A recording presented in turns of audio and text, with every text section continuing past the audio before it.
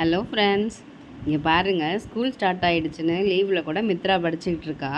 இதில் என்ன அதிசயம்னா, மித்ரா படிக்கிறத பார்த்து அவங்க தங்கச்சிக்கு 3 இயர்ஸ் தான் ஆகுது. அவளும் உட்காந்து படிச்சிட்ருக்கா. என்ன படிக்கிறான்னு பார்க்கலாம் வாங்க.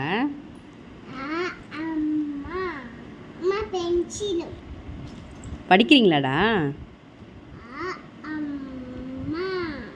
அம்மா எங்கே இருக்காங்க? கை வச்சு காட்டுங்க.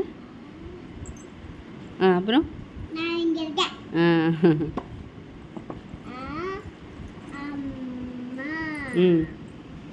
அப்புறம்